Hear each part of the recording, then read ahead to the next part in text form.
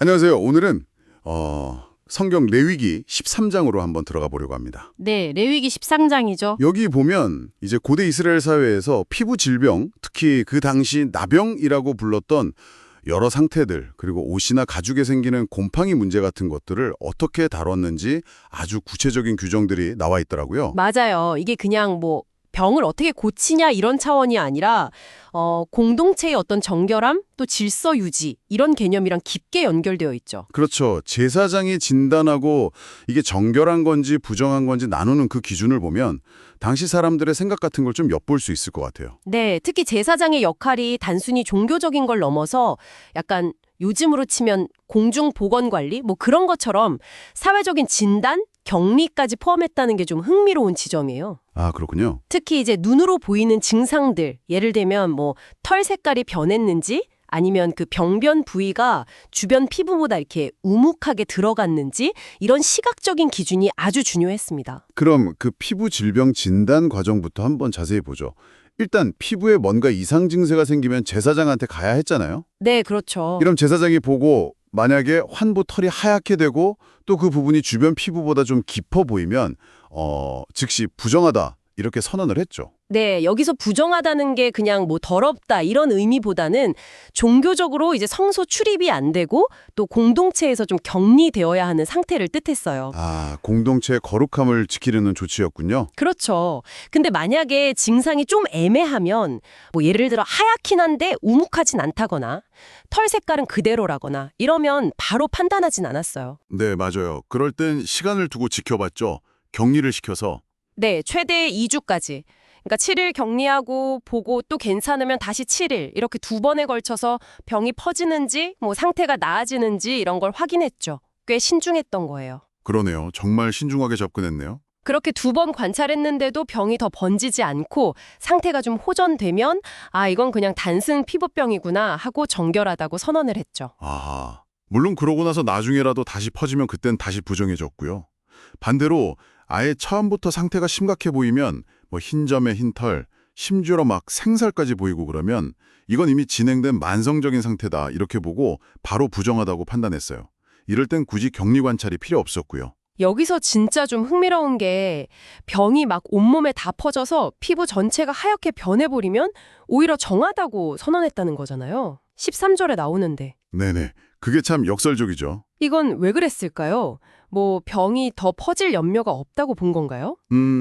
정확한 이유는 사실 여러 해석이 있어요. 근데 아마 전염성이 활발한 시기가 이제 지났다고 봤거나 아니면 완전히 다른 상태로 변했으니까 이걸 일종의 완결된 상태, 이렇게 해석했을 수도 있고요. 아, 그런 해석이 가능하군요. 근데 중요한 건 그렇게 온몸이 하얘졌어도 만약에 중간에 다시 생살이 보인다 이러면 또 부정하게 됐어요. 그러니까 결국엔 활성 병변이 있냐 없냐 이게 중요한 기준이었던 것 같아요. 그렇군요. 이런 진단 원칙은 종기나 화상자리에 비슷한 증상이 생겼을 때나 아니면 머리나 수염에 나는 특정 피부병, 옴 같은 거에도 비슷하게 적용됐어요. 항상 그 털 색깔, 깊이, 퍼지는지 여부, 이게 핵심이었죠. 물론 모든 피부 변화가 다 부정했던 건 아니었죠. 그냥 단순한 흰 점이나 아니면 대머리 자체는 정결하다고 봤으니까요. 맞아요. 어루러기 같은 거나 대머리는 괜찮았죠. 다만 그 대머리 부위에 또 뭔가 희고 불구스름한 반점 같은 게 생기면 그건 또 나병으로 진단했고요. 기준이 정말 세세했네요. 근데 만약 부정하다는 판정을 받으면 그 개인에게 미치는 영향이 엄청났을 것 같아요. 그렇죠. 사회적으로 완전히 달라지는 거죠. 일단 옷을 찢고 머리를 풀어야 했고요. 또 윗입술을 가리고 스스로 부정하다, 부정하다 이렇게 외치면서 사람들하고 접촉을 피해야 했어요. 와, 정말 상상만 해도 힘든데요? 그리고 병이 낫기 전까지는 아예 진영 밖에서 혼자 살아야 했죠. 철저한 사회적 격리였어요. 개인한테는 정말 고통스러웠겠지만 어떻게 보면 공동체 전체를 보호하고 또 그 정결함을 유지하려는 어떤 강한 의지가 보이는 조치라고 할 수도 있겠네요. 네, 그런 측면이 강하죠. 근데 이런 정결 규정이 사람한테만 해당된 건 아니었잖아요. 맞아요.